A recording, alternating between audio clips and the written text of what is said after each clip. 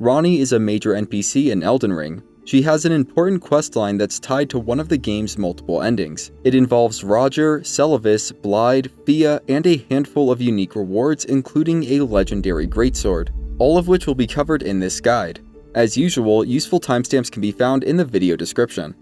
To start Ranni's quest, head to northwest Liurnia. You'll need to make your way through Carian Manor and defeat Royal Knight Loretta to gain access to Ranni's Rise. Doing this will prevent completion of Rogier's quest if you haven't already progressed it to the point where he asks you to find Ranni after giving him the black knife print. Once you reach Ranni's Rise, make your way to the top. You should be able to enter Ranni's service the first time you speak with her there, but if you were told by Rogier to seek out Ranni, then at this point she'll turn you away. You'll need to return to Round Table Hold, speak with Rogier again and go through all of his dialogue. He'll tell you to go back to Ranni and enter her service. At that point, you'll be able to return to Ranni and begin her quest. If you already initiated the Radahn boss battle by speaking to Jaren at Redmane Castle, but have not actually defeated Radahn yet, then Ranni may be missing from the top of her rise.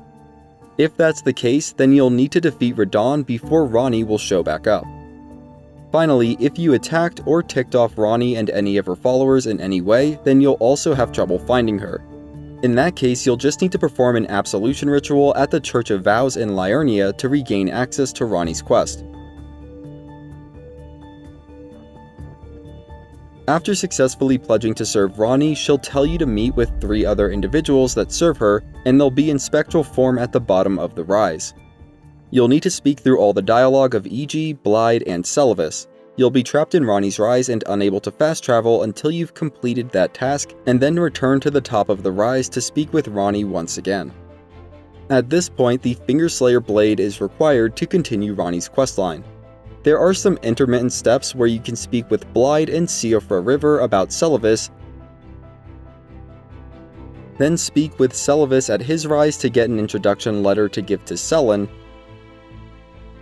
and then speak with Sellen at Waypoint Ruins to learn the lore of Radahn. However, I believe the end result of those steps is just learning that Radahn will need to be defeated in order to access Nokron Eternal City, which is where the Fingerslayer blade is located. I've shown the locations of Blaidd, Seluvis, and Sellen on screen just in case those steps are actually necessary, or if you were just interested in learning more about these characters and the world. One more thing, giving the Fingerslayer blade to Ranni will prevent completion of Seluvis' quest. I have a complete guide on Seluvis' quest if you're interested in doing it. You can find a link to it near the bottom of this video's description. All that being said, we'll assume you've made your way over to the festival grounds at Redmane Castle, and it's quickest to take the teleporter near the impassable Great Bridge Site of Grace. You can initiate the battle by speaking with Jaren after using the Grand Lift of Dectus, and then you'll just need to defeat Radahn. However you manage it, after defeating Radahn you can travel to the Fort Height West Site of Grace and then head northwest to descend into a newly created crater in the ground. Going down this path will eventually lead you into Nokron, the Eternal City. I'll move my cursor on the map across the general path you'll need to take to reach the Ancestral Woods Site of Grace. From there, make your way into the Knight's Sacred Ground.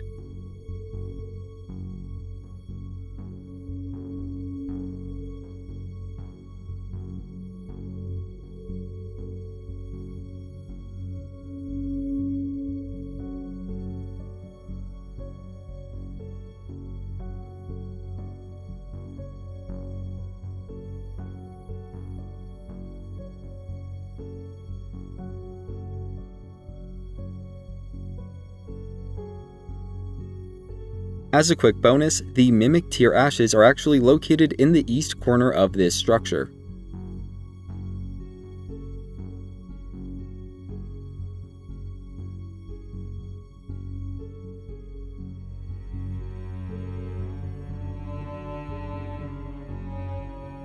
You'll eventually arrive at the Knight's Sacred Ground Site of Grace.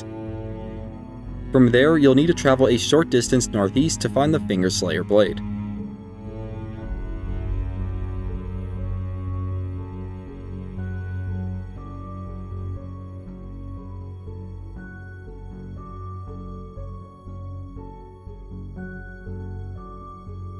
Head over to Ranni's Rise and give her the Fingerslayer blade. In response, she'll give you the inverted statue. You'll need to take it to the Carian study hall in eastern Liurnia.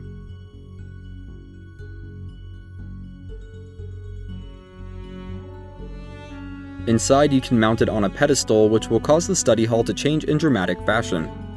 Make your way through the reoriented structure and you'll emerge at the Liurnia Tower Bridge, leading straight to the Divine Tower.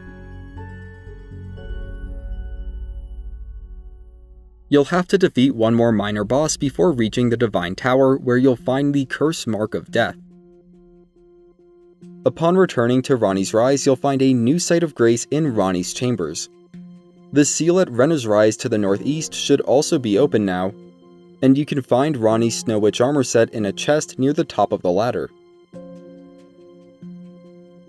Continue up to the top chamber and take a portal to Ainsel River, which is an entirely new area. Upon arrival, you'll find a miniature Ranni doll near a coffin. Pick it up and then sit down at the Ainsel River main site of grace. Select the Talk to Miniature Ranni option 3 times in a row. At the third attempt of it, she'll actually respond and then task you with defeating the baleful shadows in Ainsel River. Afterwards, head southwest through Uhl Palace ruins. Make a quick stop at the Nokstella Eternal City site of grace before continuing down the river path. You'll eventually find a lift that will take you down to the Nokstella Waterfall Basin site of grace. While resting there, you can talk with Miniature Ranni to learn more about her past and motives. Keep speaking with her until she starts repeating herself, then move on through the tunnel to the south. In the next chamber, you'll face the Baleful Shadow, which resembles Blaidd. After defeating him, Ranni will bid you farewell and give you the discarded palace key. Take the lift to the south down and interact with the Lake of Rot shoreside site of grace.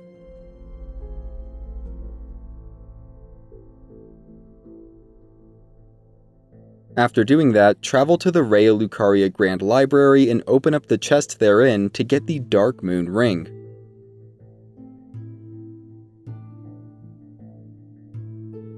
Now you'll need to tackle what is probably the most annoying part in this entire questline, which is the infamous Lake of Rot. To make it a whole lot more manageable, you'll want the Flame Cleanse Me incantation. It can be found to the southeast of the Church of Vows on a corpse at a Flame Monk camp. It only requires a faith stat of 12 and 14 FP to cast and will completely cure Scarlet Rot. Return to the Lake of Rot and equip your favorite seal along with that incantation, then start making your way across.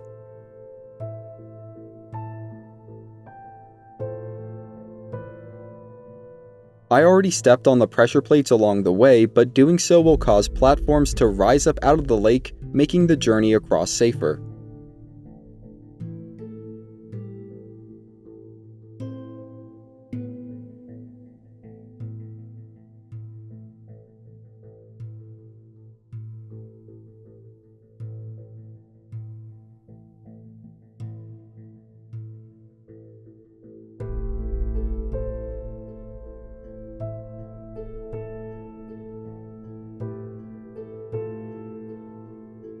You can fully explore the lake to acquire some unique weapons, but for Ranni's quest you'll just need to make your way over to the Grand Cloister site of grace. From this site of grace, platform your way down to the channel of Rot below, then head towards its terminus.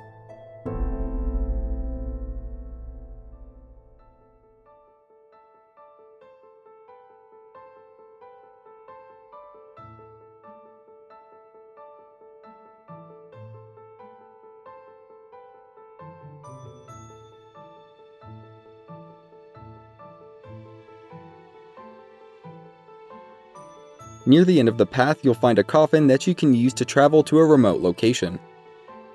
Here, you'll have to defeat Astel, Natural Born of the Void. It's a fairly difficult boss battle, but I'm almost positive that people will be sharing various cheese tactics in the comment section. Defeating this boss will reward you with the Remembrance of the Natural Born, which can be traded to the Finger Reader at Roundtable Hold for a special flail or the Waves of Darkness Ash of War.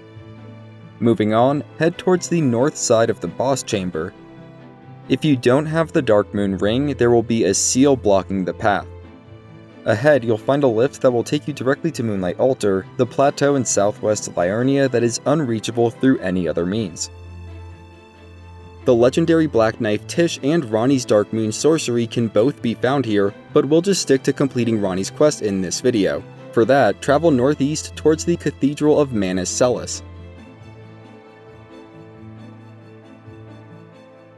Glintstone Dragon Adula will appear and attack as you approach the cathedral, and you can try to defeat this boss now if you'd like to, but it isn't necessary for completing Ranni's quest. Once at the Cathedral Site of Grace, make your way down the tunnel to the south.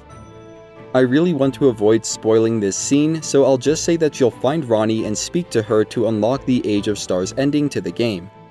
For that, you'll need to find Ranni's summoning sign and activate it after defeating the final boss.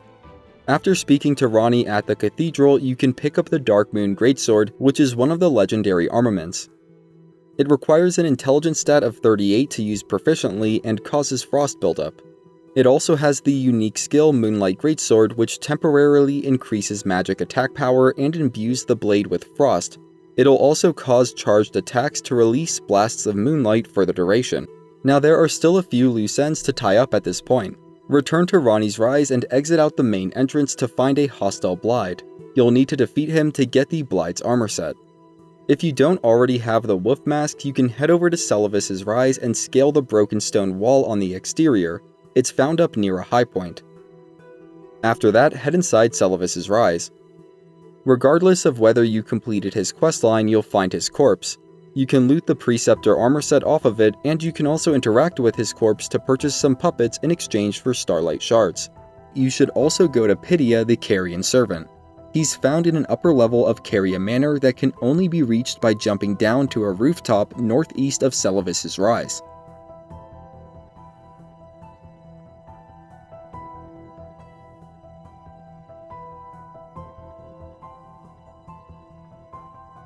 Assuming you didn't complete Seluvis' questline, you'll be able to pick up the Dolores puppet from Pitia's remains.